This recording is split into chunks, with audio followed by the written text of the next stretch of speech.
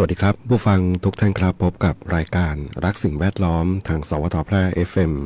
91 เมกะเฮิรตซ์ครับเช้าวันพฤหัสบดีที่ 5 มิถุนายน 2568 อยู่กับผมแสวงเป้าเพชรเป็นผู้ดำเนินรายการครับกลับมาพบกับท่านผู้ฟังกันเหมือนเช่นเคยครับเริ่มต้นกันในช่วงเช้าๆของการทำงานครับมีความสุขในการทำงานกันในช่วงนี้สิ่งแวดล้อมฝุ่นควันต่างๆก็ต้องบอกว่าแทบไม่มีเลยนะครับปัญหา PM 2.5ไอ้ที่เราบ่นๆกันมาตั้งแต่ต้นปีเนาะตั้งแต่เราที่จริงยังไม่ถึงต้นปีจะซ้ำไปเนาะถ้าจำได้ปีนี้เนี่ยนะครับฝุ่นละอองนี่มาเร็วไอ้ที่เร็วเพราะว่านะปัญหาสิ่งแวดล้อมที่เป็นธรรมชาติมันไม่ค่อยมีนะมันน้อยนะต้นไม้มีน้อยนะการเผาการบุกรุกพื้นที่ต่างๆนะรวมไปถึงพื้นที่ทางการเกษตรนะครับภาคกลางเนาะเริ่มมาจากภาคกลางก่อนนะเผาพื้นที่นะชัดเจนที่สุดคือไร่อ้อยเนาะนะครับเพราะมันกว้างขวางมาก เผาที่อย่างนี้โอ้เนาะนะครับนะแต่ว่าเขามันหมดเร็วเนาะแป๊บเดียวเนาะเจอฝนเจอลมเจอต่างๆภาคกลางเป็นพื้นที่ราบแป๊บเดียวก็หมดเนาะแป๊บเดียวก็หมดนะมีเรื่องของโรงงานอุตสาหกรรมบ้างอะไรบ้างก็นะมันก็บ่นภาพรวมไป แต่พอภาคเหนือเนี่ยมันนะมีทั้งการเผาพื้นที่ที่เป็นป่านะป่าอะไรก็ไม่รู้ตอนนี้เนาะนะครับนะก็แล้วก็เมืองก็อยู่ในแอ่งนะคืออยู่ในหุบเขานะครับนะไฟลุกลามขึ้นที่สูงนะครับธรรมชาตินะก็ถึงแม้จะเผาที่ราบแต่มันก็ลุกขึ้นตามดอย นะแต่พอถึงเวลาควันมาเนี่ยควันมันไม่ได้ลอยสูงเนาะเพราะเจอความกดอากาศนะช่วงหนาวนะถึงจะยังไม่หนาวดีก็ตอนนั้นความกดอากาศก็เริ่มมาแล้วเนาะควันก็ลงมาหาเรานะนั่นแหละเนาะวัฏจักรวนเวียนอยู่ ปีนี้โชคดีเนาะมีฝนตกลงมาช่วยนะมีฝนช่วยทำให้อากาศดีขึ้นถือว่าเร็วนะครับนะฝนก็มาก็เร็วแล้วก็อากาศก็เรียกว่าสดชื่นดีขึ้นเร็วขึ้นนะครับนะด้วยประสิทธิภาพของเทวดาฟ้าดิน ส่งฝนมาช่วยปราบมลพิษฝุ่นละอองได้นะครับก็ทำให้เรารู้สึกสดชื่นเนาะทุกเช้าตื่นนอนขึ้นมาเนาะสดชื่นแต่ว่ามันยังมีข้อเสียเล็กๆน้อยๆนะข้อเสียตรงนี้ก็คือยุง ยุงเยอะมากเนาะจะดื่มด่ำกับอะไรนะบรรยากาศสวนต้นไม้บ้างอะไรบ้างนี่แม่นะยุงมันเยอะ ดูห่างๆเอาเนาะเพราะว่านะก็อันตรายด้วยนะเป็นยุงลายเนาะโรคไข้เลือดออกนะครับวันนี้พบกันเช่นเคยครับกับช่วงเวลาของรายการรักสิ่งแวดล้อมท่านผู้ฟังที่ติดตามรับฟังอยู่ครับอยากจะฟังเพลงบทเพลงเพื่อชีวิตก็สามารถที่จะแนะนำได้ครับทางโทรศัพท์054523 516ครับนะ054523 116แฟนเพจก็พิมพ์คอมเมนต์ไว้ได้กับช่วงเวลาของรายการรักสิ่งแวดล้อมครับ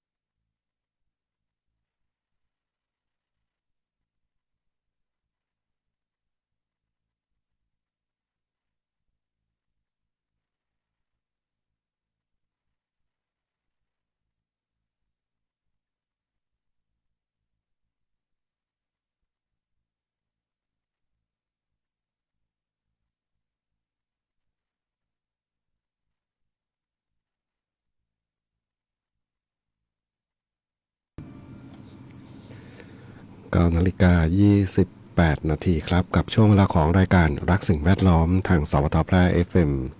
91 เมกะเฮิรตซ์ครับพฤหัสบดีที่ 5 มิถุนายน 2568 ครับช่วงนี้ข่าวสารบ้านเมืองต่างๆการติดตามข่าว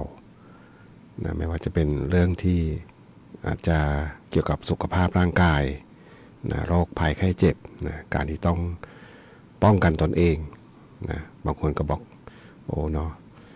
มันจะให้มาเข้มงวดเหมือนเดิมก็ลำบากแล้ว โควิด -19 เนาะข่าวสารตอนนี้ก็ถ้าอ่านเอาละถ้าพิมพ์คำค้นตรงนี้ลงไปปุ๊บแล้วเราได้ไปอ่านข้อมูลข่าวสารถามว่ายังน่าวิตกกังวลไหมบางส่วนก็ต้องน่าวิตกกังวลในกรณีที่คนในครอบครัวเราเป็นมีคนที่สูงอายุอยู่มีคนที่เป็นโรคประจำตัวอยู่ร่างกายอาจจะไม่แข็งแรงนะครับถึงแม้จะแข็งแรงแต่ว่ายังต้องทำงานดิ้นรนหาเช้ากินค่ำรับจ้างรายวันเนี่ยพอเป็นขึ้นมานี่บางทีก็ต้องหยุดงานมันต้องพักต้องผ่อนบ้างหยุดนั่นหมายถึงรายได้หายฉะนั้นเนี่ยการป้องกันโรคก็คือไม่ให้เป็นดีที่สุดเนาะยากไหมมันก็ยากเนาะ จากประสบการณ์ที่ผ่านมานะครับที่เราทำงานกันอยู่นี่แหละแล้วก็เชื่อว่าหลายคนโควิดก็น่าจะเป็นกันเยอะเป็นทุกคนไหมคงไม่เป็นทุกคนเนาะเพราะว่าอาจจะมีบางคนที่เขามีภูมิคุ้มกันดีหรือว่าอาจจะไม่ค่อยได้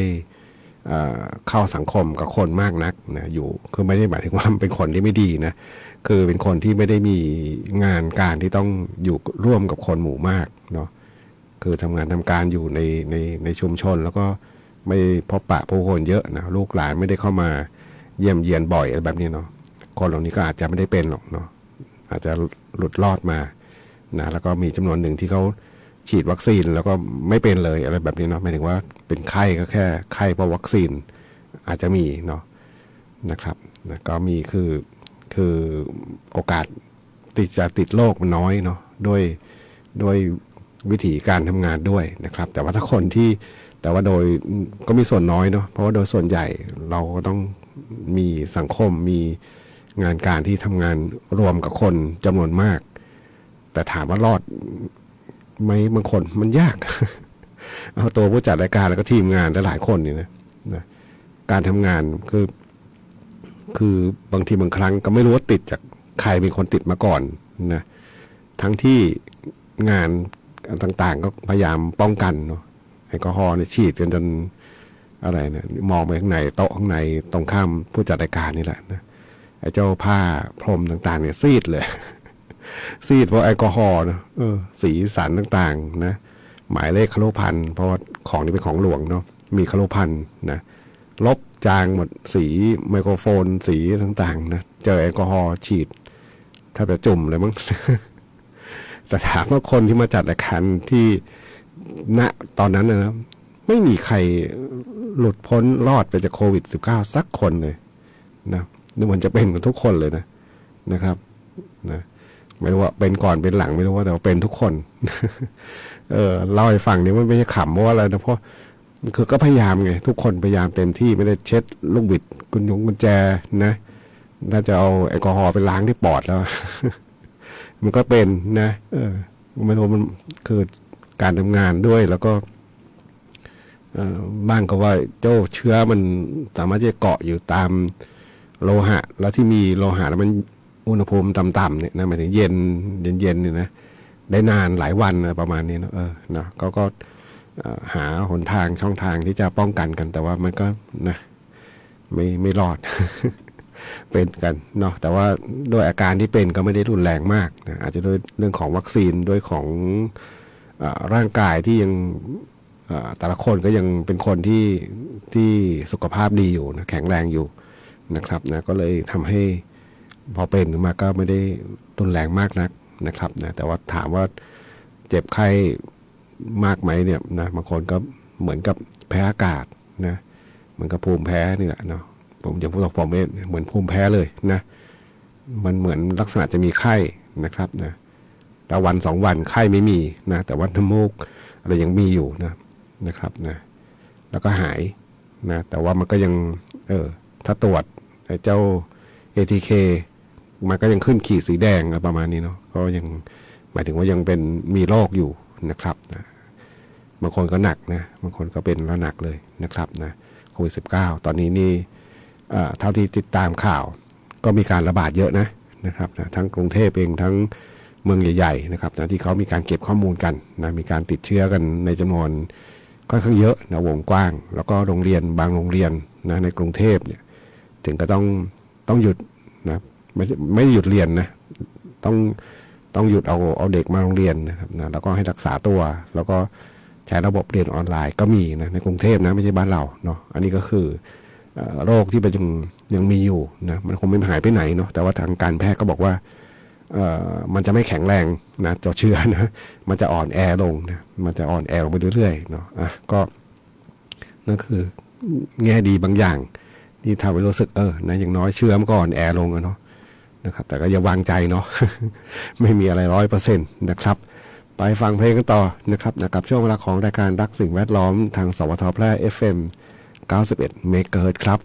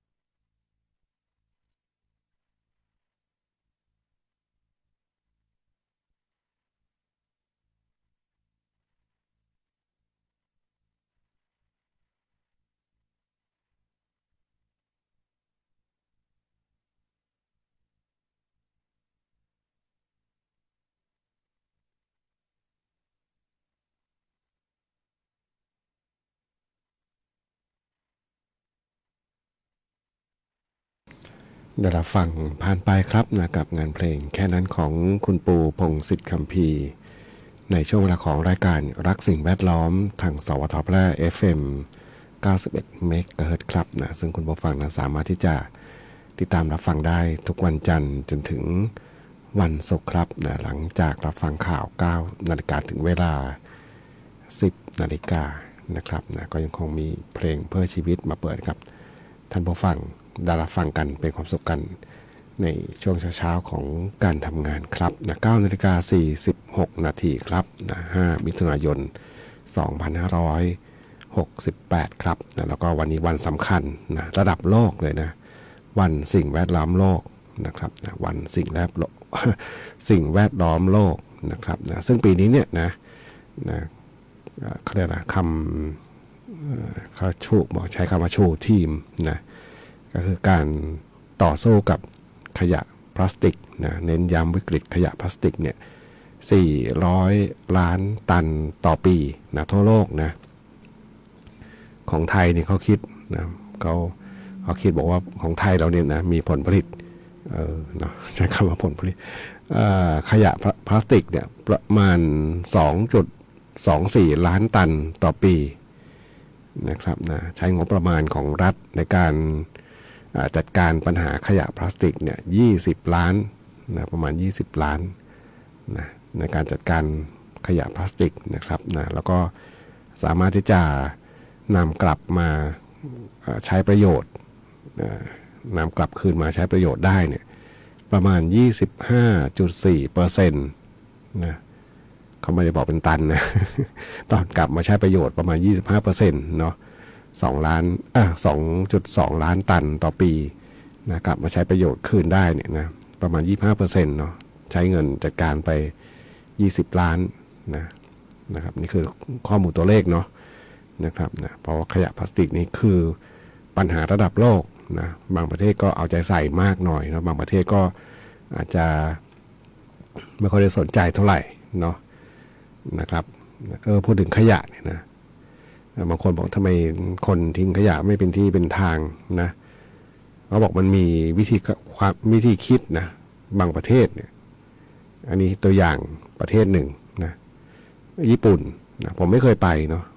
ผมไม่เคยไปเลยในญี่ปุ่นนะครับแต่ว่ามีลูกสาวไป ไปมา2 ปีแล้วเนาะแล้วก็ดูสารคดีผมดูรายการหลายๆรายการที่คือไม่ได้ตั้งใจดูของญี่ปุ่นหรอกแต่ว่าบางรายการเขาไปถ่ายทำที่ญี่ปุ่นเนาะแต่ว่าบางรายการเขาก็เฉพาะอะไรญี่ปุ่นเลยนะดูให้รู้เนี่ยนะของญี่ปุ่นเขาถ่ายทำญี่ปุ่นเยอะเนาะคนไทยเราเนี่ยนะลูกครึ่งมั้งนะ แล้วก็ถ่ายทำที่ญี่ปุ่นเยอะเนาะอันนี้สังเกตนะว่าทำไมระหว่างการถ่ายทำหรือแม้แต่รายการบางรายการนะที่ไม่เกี่ยวกับการปั่นจักรยานเนาะนะปั่นจักรยานเที่ยวนะไม่ได้ปั่นจักรยานแข่งขันนะเป็นการเที่ยวผมไม่เคยเห็นขยะเลยนะระหว่างที่เขาทำรายการนี่นะไม่ใช่รายการของญี่ปุ่นด้วยเนาะไม่มีการจัดฉากนะครับนะเคยถามลูกสาวว่าทำไมเขาบอกว่าวิธีคิดคนญี่ปุ่นก็คือไม่ต้องมีถังขยะนะไม่มีถังขยะนะคนจะไม่ต้องไปทิ้งไงนะแต่เขาก็มีความเข้มงวดนะเรื่องของการจัดการขยะเนี่ยนะเขามีกฎหมายมีกระบวนการต่างๆบทลงโทษนะการปรับการต่างๆเขาเข้มงวดนะฉะนั้นคนก็เลยเขาก็เลยแก้ปัญหาได้ดีนะเป็นการจัดระเบียบคนโดยใช้กฎหมายด้วยนะไม่ใช่ว่าอยู่ๆจะทำแบบนั้นได้นะครับต้องใช้กฎเข้มข้นด้วยเนาะในการควบคุมคนนะครับนะก็นะแต่ของไทยเราจะยากมั้งนะวันนี้วันสิ่งแวดล้อมโลกนะครับนะขยะพลาสติกนะที่เป็นปัญหาของระดับโลกนะที่เราจะต้องช่วยกันแก้ไขนะปัญหาเหล่านี้นะครับวันหนึ่งปัญหามันจะกลับมาหาเรานะครับมาในรูปแบบของอาหารการกินต่างๆที่ถูกปนเปื้อนมานะวันนั้นแหละเนาะร่างกายเราโรคภัยไข้เจ็บมันจะถามหานะครับไปฟังเพลงกันต่อครับกับช่วงเวลาของรายการรักสิ่งแวดล้อมทางสวทแพร่ FM 91 เมกะเฮิรตซ์ครับ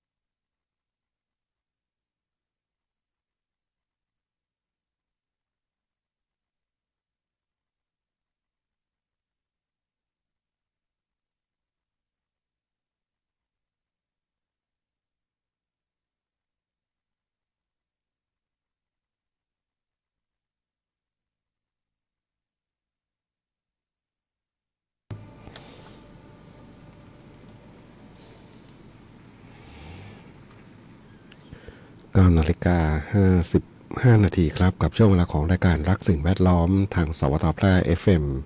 91 เมกะเฮิรตซ์ครับพฤหัสบดีที่ 5 มิถุนายน 2568 ครับมาถึงช่วงท้ายรายการดูพยากรณ์อากาศนิดหนึ่งนะช่วงนี้ฝนฟ้าจะเป็นอย่างไรวันนี้ภาพรวมภาคเหนือภาคตะวันออกเฉียงเหนือภาคกลางฝนลดลงนะ40%นะ40%ของพื้นที่ส่วนมากอาจจะมีฝนฟ้าคะนองเนี่ยนะ40%เนี่ยส่วนมากบริเวณจังหวัดแม่ฮ่องสอนเชียงรายพะเยาน่านอุตรดิตถ์และจังหวัดตากนะครับนะภาคตะวันออกเฉียงเหนือด้วยภาคกลางด้วยเนาะฝนนี่จะเป็นหนักทางภาคตะวันออกนะทางแถบชลบุรีระยองจันทบุรีแถวโน้นนะเนาะก็ฝนเยอะอยู่เนาะแต่บ้านเราฝนน้อยลงนะครับแต่ว่า140เนี่ยมันจะเพาะตรงไหนหรือเปล่าเนาะเพราะมันมีบางครั้งกันเนาะ140 150นะแต่ว่านะมาก้อนหนึ่งก็ตกเต็มเลยแบบนี้นะ ก็ฝนฟ้าลดลงนะแต่ยังไงก็ตามก็มีเตือนเนาะว่าวันวันอาทิตย์ที่8นะ8 ถึง 10นะจะมีร่องมรสุมพาดผ่านทางภาคเหนือเรานะครับนะก็ฝนจะเริ่มเพิ่มขึ้นในช่วงนั้นนะครับวันนี้รายการรักสิ่งแวดล้อมทางสวทแพร่ FM 91 เมกะเฮิรตซ์มาถึงช่วงท้ายรายการแล้วครับคงต้องนำรายการท่านผู้ฟังไปก่อนพบกันใหม่ในวันพรุ่งนี้ขอความสุขความโชคดีจะมีแต่คุณผู้ฟังทุกท่านสวัสดีครับ